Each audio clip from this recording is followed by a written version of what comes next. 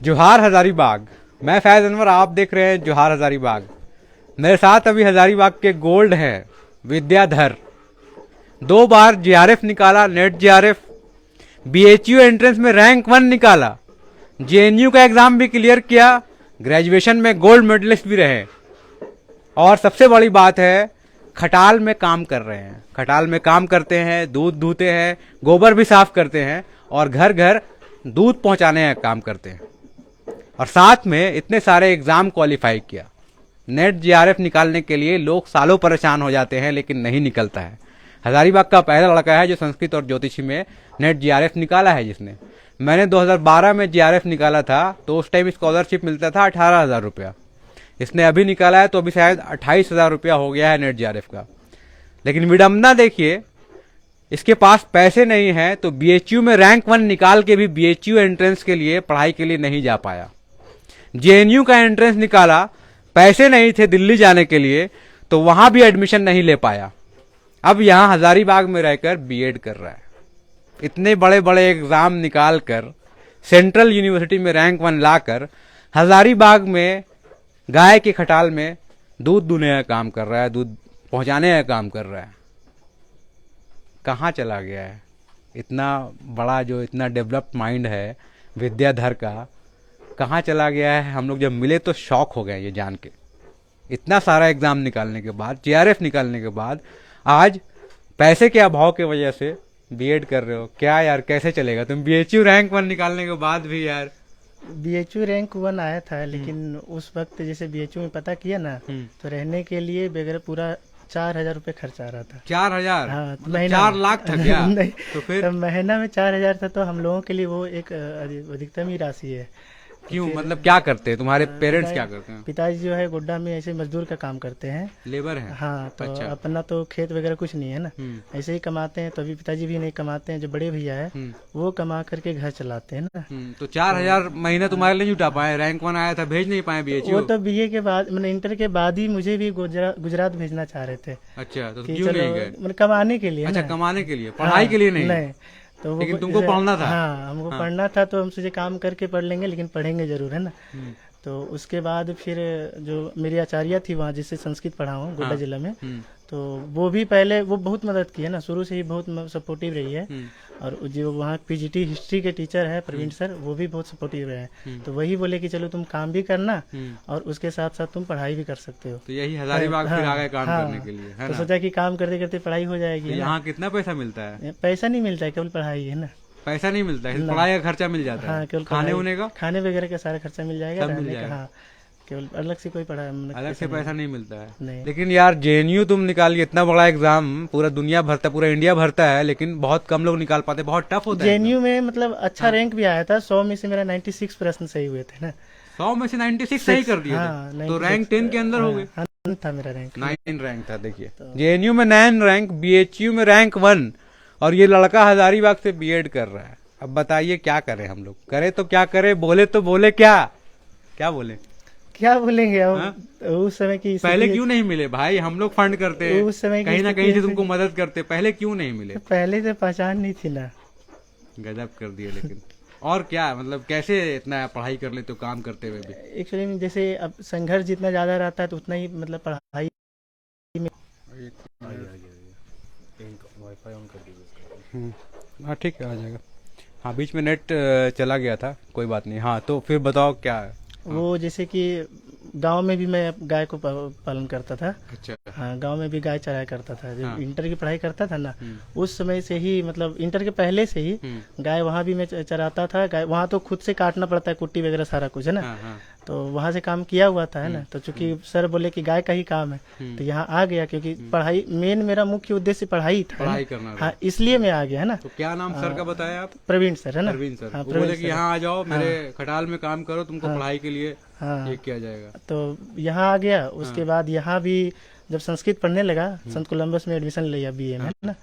तो संस्कृत पढ़ने लगा तो उस समय एक सुजीत सर है, अभी वो पीएचडी कर रहे हैं विनोबा भावे से संस्कृत में। हाँ। तो उनसे मैं शुरू से ही व्याकरण पहले तो पढ़ के आया था वहाँ से मैम से। हाँ। उसके बाद इन्होंने मुझे सूत्र सहित पढ़ाया। अष्टाध्यायी का नाम सुना होगा। हाँ। कि पाणिनि है जो कि व्याकरण के सबसे मतलब महान वैज्ञानिक है। तो शुरू से मैंने व्याकरण उनसे प्रारंभ किया पढ़ना, है ना। अच्छा। जो सुजीत सर है। और जब धीरे धीरे पढ़ने लगा, है ना, खुद बहुत ज्यादा रुचि आने लगी। तो जब आगे बढ़ते गया तो कुछ नया करने का मतलब क्या आया मन में कि नहीं हम कुछ नया करें, है ना। सब कुछ तो पढ़ के पास हो ही रहा है ना। जैसा स्थिति चल रहा है तो कोई भी पढ़ता है संस्कृत में ऐसे भी पास हो जाता है ना। अगर देखिए कोई मेरे साथ पढ़ने वाले जितने लोग थे सबका 80+ आया है। अच्छा। संस्कृत में, है ना। 80+ आया, मेरा 89.22% आया है ना। अच्छा। तो मैंने सोचा कि नहीं कुछ नया करना चाहिए ना।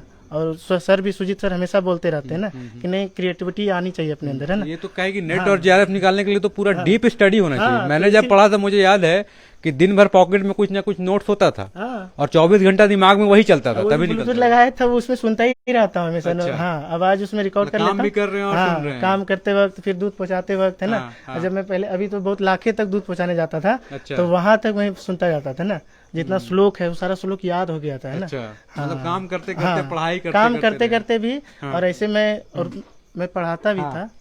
तो यही है, देखिए यही आगे आइए आप। हम लोग दिखाना चाहें कि कहाँ पे ये रहते हैं और कैसे काम करते हैं। आप मेरे पीछे रहिए, इधर आइए। हाँ, इनका रूम हम लोग दिखाना चाहते हैं जहाँ पे ये रहते हैं। एक रेंट है, रेंट में कुमारटोली में है। कुमारटोली में खटाल दिखाया जहाँ वो काम करते हैं। और आप अपना रूम दिखाएं हमें कहाँ पे आप पढ़ाई करते हैं। अच्छा, यही दूध ले जाते हैं। देखिए दूध का पैकेट पूरा रेडी है, अभी दूध दुआ है इन्होंने और इसको ले जाएंगे अभी घर घर पहुंचाने के लिए। नाम है विद्याधर। विद्या को ऐसा धरा है इन्होंने कि छोड़ ही नहीं रहे हैं। जेएनयू निकाला, बीएचयू निकाला, 2 बार जेआरएफ नेट निकाल लिया भाई। यहाँ एक बार निकालने में हालत खराब हो जाता है, आप 2 बार निकाल के बैठे हुए हैं और उसके बाद एडमिशन भी नहीं ले रहे हैं। ये सबसे बड़ी बात है। तो देखिए इधर ही रहते हैं। ये थोड़ा छोटा बड़ा रूम है। वाह, यही आपका रूम है। देखिए देख के लग रहा है कि स्टूडेंट का पूरा संस्कृत का किताब ही भरा हुआ है। अच्छा, उस बक्सा में पूरा संस्कृत पहले बाहर रखता था। यहाँ बैठ जाइए आप, आपका ये पूरा। हाँ, यहीं से कुछ लिखा जाएगा बड़ा। देश का जो है ना, देश के इतिहास में कुछ बड़ा यहीं से लिखा जाएगा विद्याधर के नाम से। आप जरूर आगे जाके कुछ बड़ा करेंगे यहीं बैठे बैठे, है ना। हम भी बैठ जाए क्या यहाँ। तो देखिए यही एक रूम है, एक स्टूडेंट का जो रूम है कैसा होता है। आप देखिए एक बल्ब है लटका हुआ। मैं कैमरामैन को बोलूँगा दिखाइए किस तरह से बल्ब लटका हुआ है।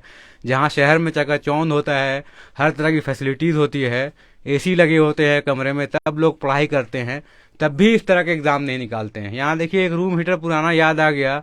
और जब लोग हॉस्टल में रहते थे तो चाय बनाते थे। आप इसी में खाना बनाते हैं? नहीं, पूरे खाना नहीं बनता है। खाना उसमें ही बनता है, केवल उसमें चावल बनता है। गैस से खाना बनता है? हाँ, गैस से बनता है। तो अपने सब कुछ बनाते भी हैं खाना? हाँ, खुद सुबह बनाता हूँ खाना। खुद बनाते हैं, खुद खाते हैं, पढ़ाई करते हैं और गाय का भी काम करते हैं। गजब कर दिए। लेकिन झारखंड का लोग सच में बहुत मेहनत करता है भाई। इतना मेहनत करने के बाद भी लेकिन आप पहले मिलते तो हम आपको जेएनयू क्या बीएचयू सबका खर्चा हम लोग दिला देते कहीं ना कहीं। ऐसा हमको भरोसा है हजारीबाग का आदमी लोग आपको जरूर मदद करता आपको भेजने के लिए। लेकिन आप जो गलती किए हैं रैंक 1 निकाल के नहीं जाने के लिए। वास्तविकता ये थी ना कि जैसे जब इंटर पास किया है ना तो हमारे गांव में बिल्कुल पढ़ने का माहौल नहीं है ना। अच्छा, बहुत कितना दूर है गोड्डा से आपका गाँव? गोड्डा से लगभग 60 किलोमीटर दूर और अंदर पहाड़ में? हाँ, पूरा अंदर में है। अच्छा। तो पहले तो लोग पढ़ाना ही नहीं चाहता बच्चों को, क्योंकि वैसा भविष्य दिखता नहीं है गांव में, है ना। मेरा यहाँ गांव में पहला आदमी हूँ जो कि जेआरएफ निकाला हूँ पूरा गांव में, है ना। पूरा गांव में क्या बलौड्डा में भी अगर मतलब पंचायत में देखा जाए तो जेआरएफ पहला हूँ, है ना। तो गांव में तो ऐसे भी पढ़ने का बिल्कुल माहौल नहीं है ना। जो कोई पढ़ पाता है वो ट्यूशन वगैरह से इधर उधर से किसी प्रकार से पास होता है ना। तो उसके बाद उसमें मेरा मुख्य लक्ष्य था कि नहीं हम पढ़ाई को जारी रखेंगे ना, पढ़ाई नहीं छोड़ेंगे ना। और अगर दी उसमें विकल्प ढूंढते तो उसमें आप लोगों से भी पहचान नहीं थी, है ना। और वो तो केवल सर बोले कि नहीं चलो तुम वहाँ काम भी करना। इससे पहले क्या था ना कि मैं किसी दूसरे के पास भी गोड्डा जिला में ही गोड्डा में रह रहा था ना। तो वो भी बोले थे इसी प्रकार से कि तुमको पढ़ाई वगैरह देंगे, मेरा घर वगैरह देखना, है ना। लेकिन क्या हुआ कि वहाँ पढ़ाई बिल्कुल नहीं हो पा रही थी ना। बहुत सुख था, है ना। खाना पीना आपको सारा एकदम पूरा एकदम एसी वगैरह सारा लगा हुआ था ना। उनके बच्चे को देखना है केवल, है ना। अच्छा। लेकिन पढ़ाई तो हो नहीं पा रही थी। हाँ। मेरे से वो सुख रहा नहीं गया है ना। अच्छा। मैंने कहा नहीं, पढ़ाई नहीं होगी तो बिल्कुल नहीं रहूंगा, चाहे कहीं भी हो ना। बिल्कुल। तो फिर मैं वहाँ से छोड़ दिया, मैं वहाँ बोला नहीं रहूंगा। 7 दिन केवल रहा था मैं। अच्छा, और 7 वहाँ दिन के से बाद हाँ, वहाँ से भाग हाँ गए। वहाँ से मैं आ गया हजारीबाग है ना। हजारीबाग। और हजारीबाग में चूंकि शुरू में जब आया था तो उसमें और ज्यादा मेहनत करना पड़ता था है ना। हाँ। अभी तो गाय आपने देखा कि 7-8 ही है ना। हाँ। उसमें 18 गायें थी है ना। 18 अकेले देखते थे? हाँ अकेले था उसमें। देख सर लीजिए। थे एक बड़े सर। 18 गाय को अकेले देखते थे और साथ में पढ़ाई भी करते थे। तो वो तो सुबह से 11 बज जाता था काम करते करते है ना। हाँ। हाँ उसके बाद पढ़ाई करता था। तो अभी धीरे धीरे क्या हुआ कि गाय कम होने लगा है ना। फिर बाद में दोस्त वगैरह भी आया तो फिर थोड़ा बर्डन कम हो गया है ना। तो अब उस समय पहचान भी नहीं थी तो कैसे क्या कहा जा सकता है। नहीं, जरूरी है। अब देखिए अब इसमें पूरी इसमें किताबें पूरा हैं। पूरी हाँ, किताब ही है इसमें ना। पूरा किताब भरा हुआ है आपका, है ना। ये इसमें पूरा किताब भरा हुआ है ना। देखें, थोड़ा कैमरामैन को बोलूंगा दिखाएं। हाँ इसमें पूरा मेरा संस्कृत का मूल किताब है, जितना मैंने पढ़ा है ना हाँ। हाँ। वो सारा मैं खरीद लिया था। एक किताब ये 25-30 हजार रुपए की केवल किताब है। अच्छा। हाँ 25-30 हजार का किताब है पूरा? हाँ एकदम थोड़ा थोड़ा करके खरीदा हूँ। वाह।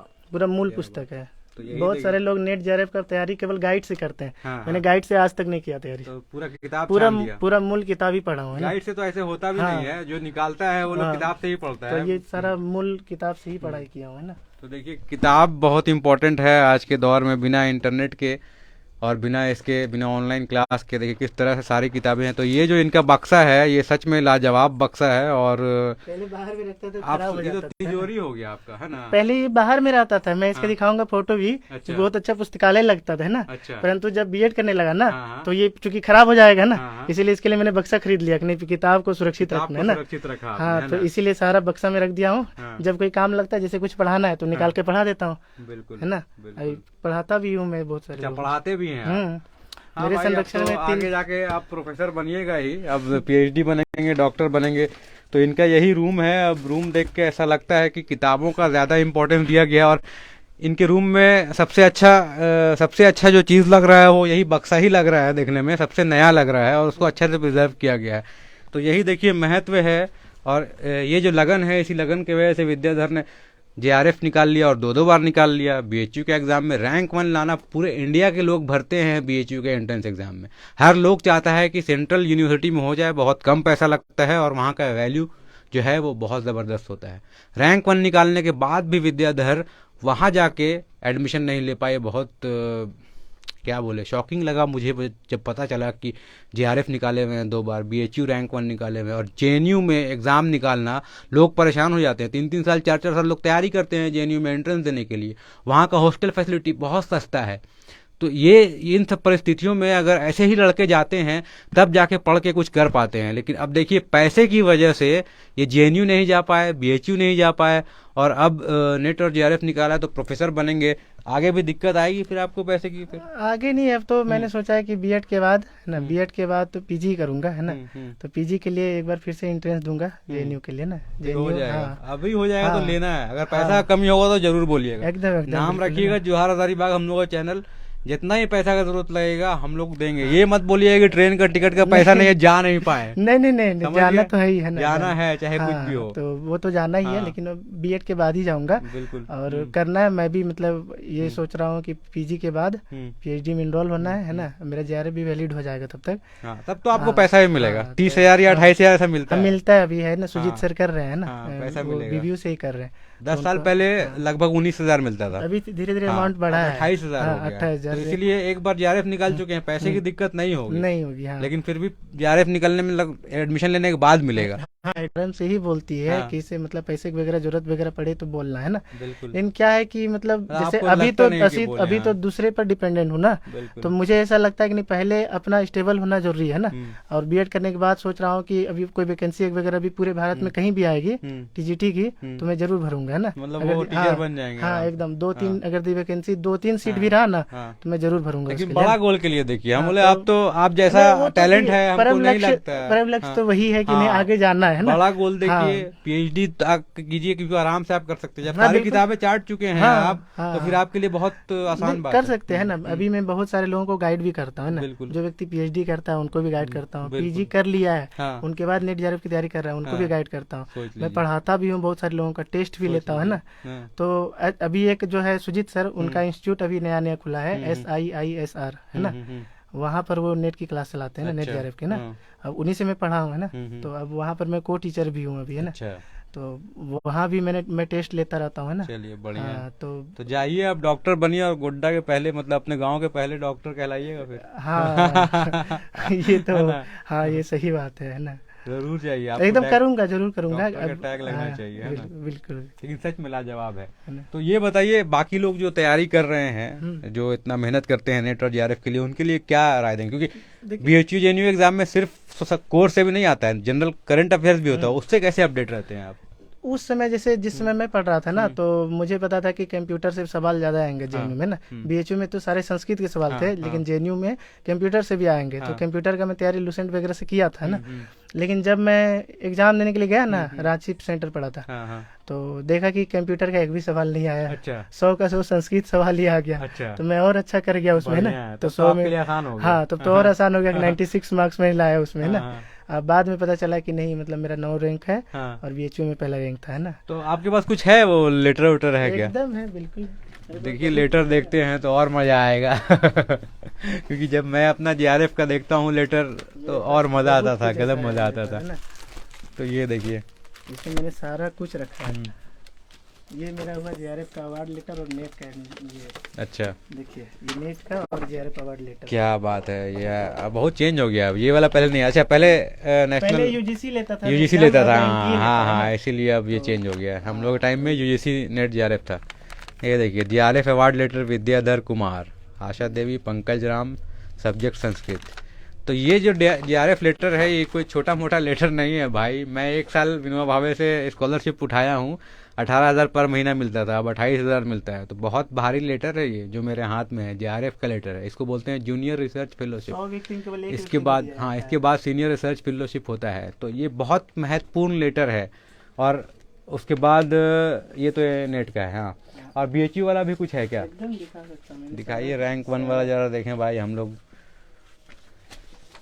ये तो मेरा नेट का वो है। ये रहा बीएचयू का कैटेगरी रैंक। देखिए, ये देखिए बीएचयू का कैटेगरी रैंक 1, ओवरऑल 6 जनरल में और कैटेगरी रैंक 1। क्या बात है, और ये जेएनयू का हुआ, देखिए ज़बरदस्त। बीएचयू क्वालिफाई कर चुके हैं विद्याधर कुमार।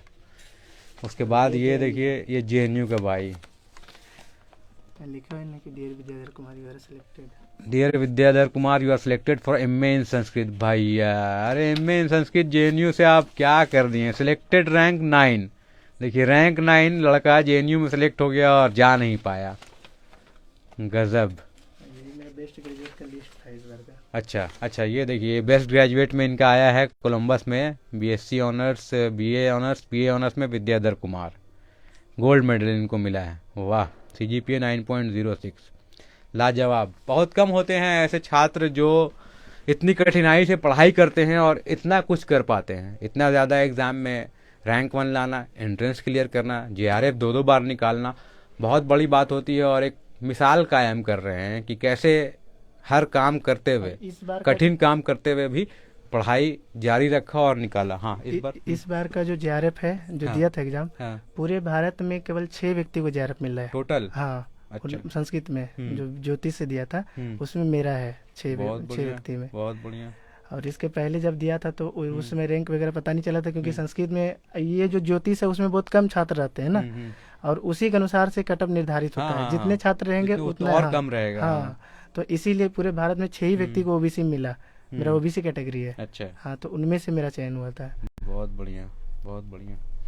तो देखिए, कुमारटोली में रहते हैं, हजारीबाग में बीए किया है सेंट कोलंबस कॉलेज से, और बीएड कर रहे हैं अभी। बीएड कहाँ से कर रहे हैं? सेंट कोलंबस से। वहीं से कर रहे हैं? हाँ, सरकारी से कर रहे हैं ना? सेमी, मतलब अर्ध सरकारी है। अच्छा, सेमी गवर्नमेंट। तो उसका फीस कौन देता है? यही कमा के जो यहाँ से? नहीं, उस समय तो जैसे पहली बार एडमिशन करा था तो 65,000 लग रहा था ना, 65,000 रुपए। तो बिल्कुल पैसा मेरे हाथ में बिल्कुल नहीं था ना। तो फिर जो सर है वो 10,000 रुपए दिए है ना। अच्छा। और जो मेरी मैम है, अंगिरा आचार्य नाम है, उन्होंने 50,000 रुपये अरेंज किया था ना। अच्छा, हाँ, मैम ने आपकी? हाँ। कहाँ, गोड्डा में रहती है? गोड्डा में, वो भी पीजीटी संस्कृत है अभी, है ना। अच्छा, हाँ, वहीं पढ़ाती है स्कूल में। क्या बात है। तो उन्होंने दिया था पैसा, है ना। कुछ जो जिसको पढ़ाता था मैं, हम्म, उन्होंने 5-6 हज़ार रुपये दिए, है ना। तो अच्छा, सारे के सहयोग से सब मिला के हाँ, आपका 65,000 हो गया। एकदम, हाँ। उसके बाद एडमिशन हो गया। बिल्कुल, फिर स्कॉलरशिप आया तो वो सेकेंड फिर जो फी है उसको दे दिया वो दे जाएगा। दिए। हाँ। चलिए, तो देखिए कहीं ना कहीं से अगर चाहता है आदमी कुछ करना तो कर ही लेता है। किस स्थिति में ये पढ़ाई कर रहे हैं वो आप देख ही सकते हैं। हम तो इमेजिन नहीं कर पाएंगे भाई। पढ़ाई, या तो पढ़ाई छोड़ देंगे या काम ही छोड़ देंगे, दोनों में से एक काम छोड़ देंगे। क्योंकि जब हमने तैयारी की थी तो फैसिलिटी सारे थे हमारे पास, लेकिन फिर भी मेहनत बहुत करना पड़ता है। कि जैसे इन्होंने कहा कि जब आप तैयारी करते हैं जेआरएफ और नेट की, तो कोर्स बुक जो होता है, जो सब्जेक्ट का जो सारे सिलेबस होते हैं, वो सब कुछ बुक बाई बुक पढ़ा जाता है, गाइड से कुछ नहीं होगा। क्योंकि डिटेल सारे क्वेश्चन आते हैं और वो बहुत इंपॉर्टेंट है। तो मैंने भी सारे बुक चाटे थे और बहुत मेहनत करना पड़ता है।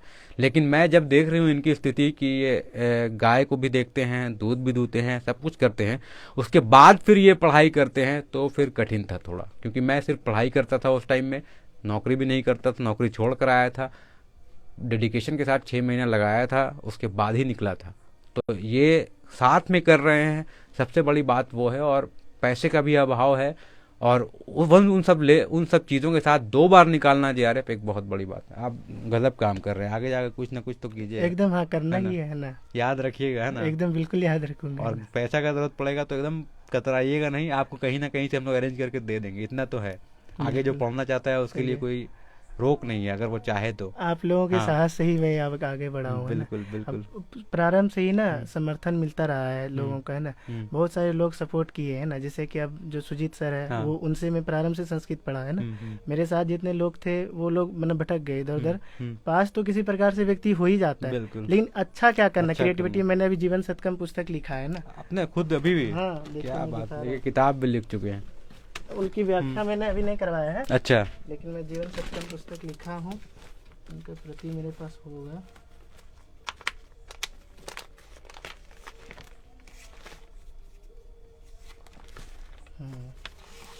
देखिए, ये मेरा पुस्तक है जीवन सत्कम, मैंने अच्छा। इसको भी प्रकाशित नहीं कराया है, अच्छा, लेकिन इसमें मैंने 100 श्लोक में हाँ, लिखा है। तो ये भी संस्कृत में है? एकदम पूरा संस्कृत में, देखिए, है ना। चलिए, मतलब आप आगे जाके बहुत बड़े लेखक भी बनने वाले हैं, कालिदास ऐसा वगैरह लग जैसे रहा है। श्लोक की रचना करते थे हाँ, ना। ये अपना आपका लिखा हुआ हाँ, है सारा? एकदम हाथ से बनाया अपना से, है ना। क्या सारा बात जितने है। श्लोक है, 100 श्लोक, हाँ ये हाँ, मैंने हाथ से बनाया है। क्या बात और है। इनकी व्याख्या भी चल रही, जल्दी ही पुस्तक हाँ, प्रकाशित होगी। तो 100 श्लोक आपने लिख दिया है? एकदम।